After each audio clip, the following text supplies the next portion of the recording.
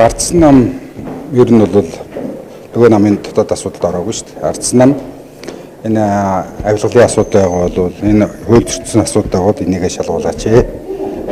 Ер нь Монголын ард түмний төр итгэх итгэл байхгүй болчлоо.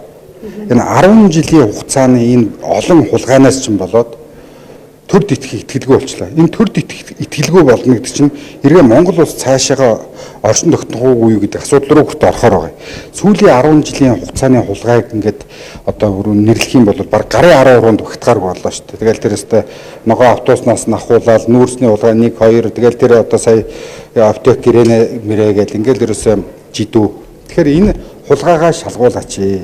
Хулгайгаа шалгуулахгүйгээр одоо та нар ингэж болохгүй гэдэг ийм л асуудал ирсэн. Тэгэхээр энэ чинь хариуцлагын асуудал шүү дээ. Ер нь энэ Монгол төрд өндөр албан тушаал хашиж ин одоо аймгийн даргаас ахуулаад дэшээ одоо их хурл ерөнхийлөгч хүртэл байж байгаа хүмүүсийн асуудал нээлттэй шалгуулдаг байх хэрэгтэй шүү дээ. Тэгээ ямар нэгэн байдлаар одоо юу гэдэг нь дарахаа ирэх гэдэг ч юм уу ийм байдлаар ингээд би ингэхгүй гэдэг энэ байдал чинь ингээд үргэлжлээд авах тусам улам бэхжээл ингээд улам томроод шүү дээ. Монгол улсын эдийн засгийн сүүлийн хэдхэн жилд ямар амар том болов хэд дахин томорчлоо шүү дээ. Гэтэл яг энэ хэмжээгээр ард түмний амьдрал томорсон уу гэдэг асуудал шүү дээ. Гэтэл хэрвээ эдийн засаг 3-4 дахин томроод байгаа бол энэ 3-4 дахин томорсон тэр эдийн засгийн үр өгөөж нь хэдэн хүнд очсон бэ гэхээр нийт ард түмэнд биш энэ хэдэн авилгачгуудад очсон байдаг.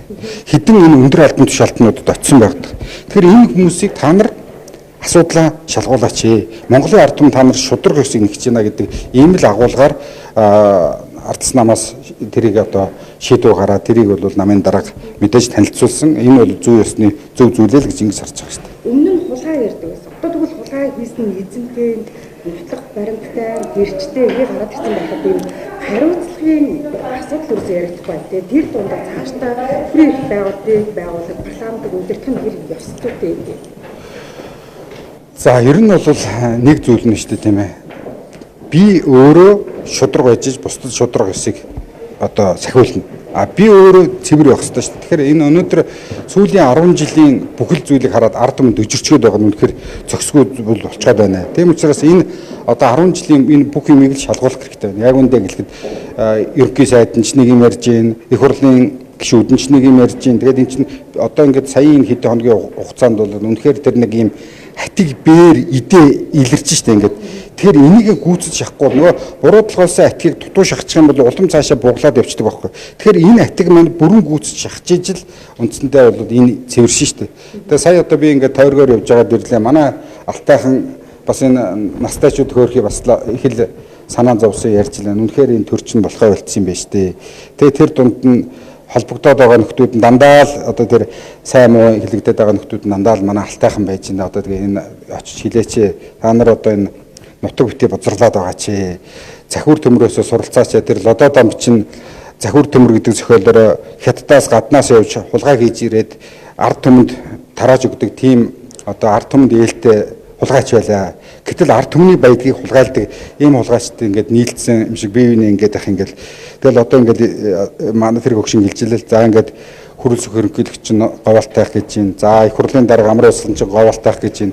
Тэр амар усгалангийн нэр дурдаад байгаа нэр дурдаад байгаа тэр үндэсний аюул байдлын зөвлөлийн дарга чинь говалтайх байж байна. Дахиад тэр хөдөө аж ахуйн сайд инквер чинь говалтайх байж байна. Сангийн сайд жавхлангийн чинь говалтайх байж байна. За мөн одоо тэр гадаад харилцааны сайд Батцгийн чинь ээж нь говалтайх байж байна. За одоо ингээд ерөөсөө нөгөө хэнийг амар усгалангаа чи бол одоо ингээд нүүрсний загалмаас эцэг гэж хэлээд байгаа арднаас эд чинь говалтайх байж байна. Тэгээ эн чинь бол манай алтайхны хувьд бол маш их юм эмзэг тусч илээ. Тэгээд бас гэгчүүд хэлээл тэр хэдэд нэг чи нэг тэр нэг танхимдаа таарлах юм бол хилээч нутгийн нэр бузарлаад ах юм аа гэд ингээд хэлжилээ. Тэгэхээр үнэхээр л энэ бол бас л алтайчуудын хувьд бас л эмзэг сэдв болж байна. Хулгай ярихтай арилга говалтайхан байж идэг, хуйлд ярих арилга байж идэг гэдэг ийм байдлаар хандж илээ шүү. Тэгээд бас энэ та нарын энэ одоо дэлгэцээр энэ нөхдүүд үзэх байлгүй дээ. Хэлчихээ алтайхан хэлж илээ шүү та нарыг. Алтайг одоо 20 хэдэн жил тасралтгүй удирдахдаа ямар одоо байдалтай байв. Монгол улсын хамгийн л одоо хөгжилгүй хоцрогдсон гэдэг нэрийг та нар дуулгасан. Эдгээр үе уламжлан барьж исэн бол одоо дахиад Монгол төрд ирчгээд ингээд самарцгаахан баг болцоол гэдэг зүйлийг хэлж илээ шүү гэдгийг бас дамжуулж. Ардчилсан намын зүгээс одоо энэ Бортектэй холбоотой нүүрсний сонсгол өнгөрсөн хугацааны дээр нүүрсний гэрээтэй холбоотой 10 тэрбум долларын алдагдсан боломжийг эргээд судлаа гэдэг юм түүжүүлсэн мэдээллийг бол хийж одоо үйл ажиллагаа явагдаж байна. Та жишээлбэл одоо энэ Бортектэй холбоотой энэ сонсголыг явуулах хэсэг дээр ер нь ямар юу хэлэх вэ? Ер нь дэмжиж байна. Гэхдээ би тэр нэг юм дээр гарын үсэг зурцсан байгаа шүү дээ. Баярмаа эдрийг хэлээд шүү дээ тийм үү? Баярмаа Ганбат гişүү эдрийн нэг санаачилж байгаа тэр нэг сонсголын юм дээр бол би гарын үсэг зурцсан баг.